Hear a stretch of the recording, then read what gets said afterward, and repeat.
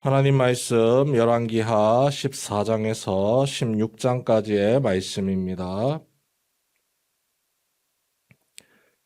열왕기하 14장, 15장, 16장 말씀입니다.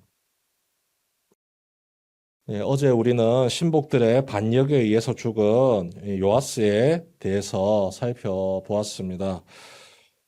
그의 아들이 이제 아버지의 뒤를 이어서 왕이 됩니다. 아마샤라는 왕인데요.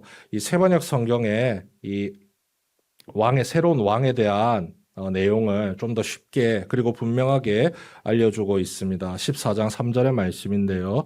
제가 세번역 성경으로 읽어드리도록 하겠습니다. 아마샤는 주님께서 보시기에 올바른 일을 하기는 하였으나 그의 조상 다윗만큼은 하지 못하였고 아버지 요아스가 한 것만큼만 하였다. 의미심장한 이야기를 하고 있죠. 다윗만큼은 따라가지 못했지만 적어도 그의 아버지만큼은 따라했다. 이 말이 처음 들었을 때는 꽤 괜찮게 들립니다. 적어도 아버지가 하나님께 순종한 만큼은 잘 나아갔다는 것처럼 보이기 때문이죠. 하지만 그의 아버지 요아스가 인생 말년에 어떻게 하나님 앞에서 행했는지를 살펴본다면 그 아버지의 모습을 닮았다는 것이 마냥 칭찬만은 아니라는 것을 알 수가 있습니다. 고모부 여호야다가 살아있을 때는 그 고모부의 가르침을 따라서 철저하게 하나님께 순종했던 요아스의 모습이었습니다. 하지만 그의 고모부가 죽자마자 그의 삶이 뒤바뀌기 시작하죠. 자신을 통제하던 고모부가 사라졌기 때문에 이제는 내 세상이다. 내가 원하는 바를 따라서 내 마음대로 살아가겠다.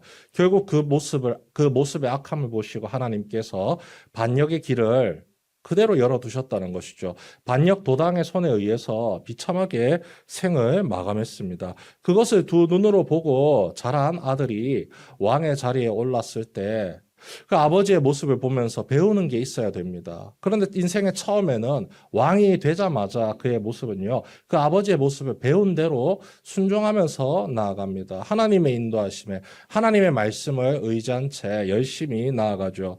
원수가 눈앞에 있습니다. 내 아버지를 죽인 저 대적들이 눈앞에 있습니다. 아무리 봐도 화가 나고 도무지 저들을 용서할 수가 없습니다. 왕권을 바로 세우기 위해서 그 반역 도당들을 모두 제거합니다. 하지만 그 제거한 것으로 끝납니다.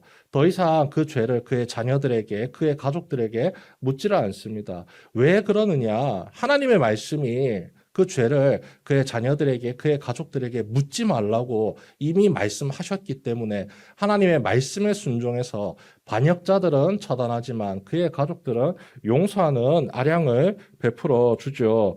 14장 5절 말씀에 이렇게 나옵니다. 나라가 그의 손에 굳게 섬에 그의 부왕을 죽인 신복들을 죽였으나 우리 6절 말씀 같이 읽어보죠. 14장 6절입니다. 시작. 왕을 죽인 자의 자녀들은 죽이지 아니하였으니 이는 모세의 율법책에 기록된 대로 함이라.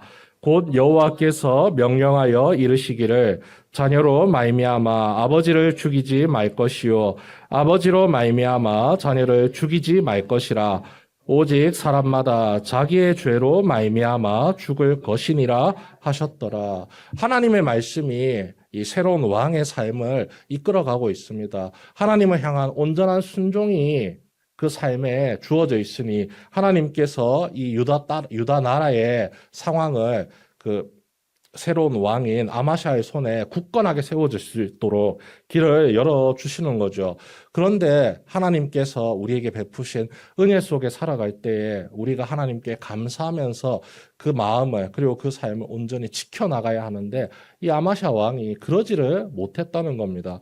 그의 인생이 굳건하게 세워지고 그의 왕권이 든든하게 세워졌을 때 더 이상 욕심을 내지 않고 하나님께 감사하며 계속해서 하나님께 순종하는 삶을 살아가야 함에도 불구하고 그의 삶을 죄가 지배하도록 놔두었다는 겁니다. 그의 죄가 무엇이냐? 바로 교만이죠. 그의 교만함을 누가 지적을 하느냐? 그의 대적과도 같은 북이스라엘의 왕이 이 남유다의 아마샤 왕의 교만함을 지적하고 있습니다. 그가 승승장구하면서 유다 땅을 평안의 길로 인도할 때에 전쟁을 일으켰습니다. 그 집안의 분란을 정리하고 있습니다. 그러면 이제 남은 것은 자신의 나라를 부강하게 만드는 것인데 거기에서 멈추지 아니하고 대외적으로 전쟁을 벌입니다. 자신의 왕권을 더욱더 확실하게 공고하게 세우기 위해서 그 강함을 계속해서 드러내는 것이죠. 내가 이만큼 강하다. 내가 이만큼 권세가 있다. 자신의 왕권을 자랑하고 싶은 겁니다.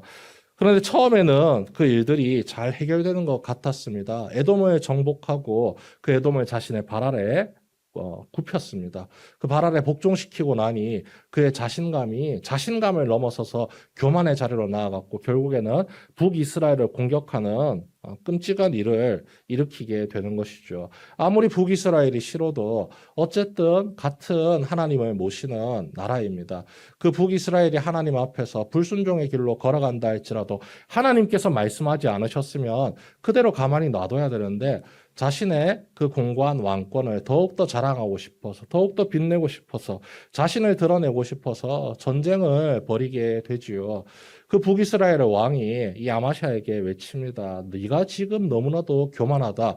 에돔을 정복한 것 때문에 너무 승승장구하는 그 모습으로 말미암아 교만이 가득 차서 나를 공격하려고 하느냐. 돌아가라. 너의 영광은 너의 나라에서 그렇게 누리고 살고 지금 나를 공격해서 괜히 망신당하지 말고 창피당하지 말고 너의 나라에서나 평안히 살아라. 분명하게 경고를 합니다. 이 경고의 메시지는 어떻게 보면 하나님께서 주시는 경고의 메시지이기도 합니다.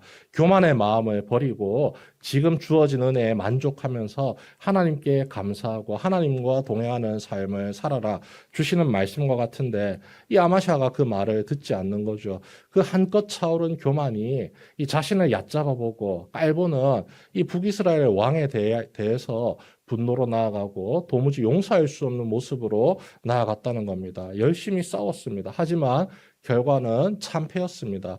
비참하게 적에게 사로잡혀서 끌려가는 수모까지 당했습니다. 우리의 삶도 이와 같죠. 승승장구할 때가 있습니다. 하나님께서 우리의 삶에 평안을 주시고 위로를 주시고 은혜를 더하실 때가 있습니다.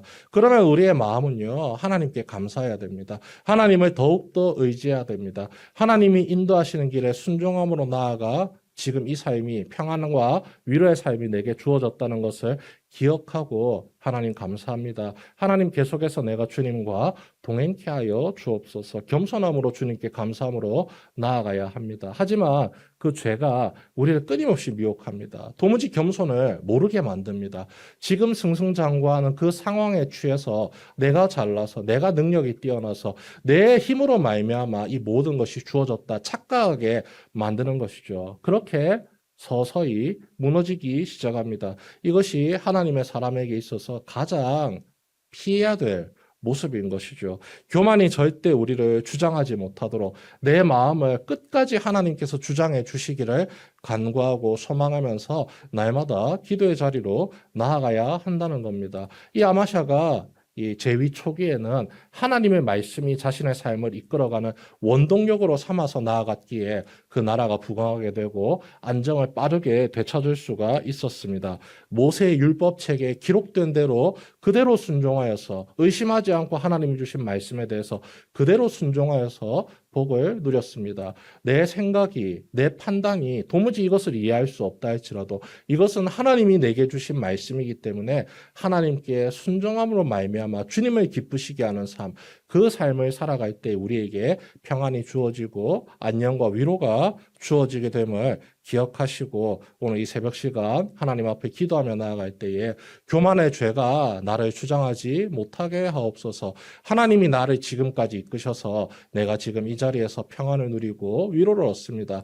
주님과 날마다 동행하면서 주님께 내 모든 삶을 순종으로 맡기며 나아가게 하옵소서. 간절히 기도함으로 말미암아 주님이 공급하시는 은혜와 평안을 마음껏 누리는 성도 여러분 되시길 주님의 이름으로 축원합니다.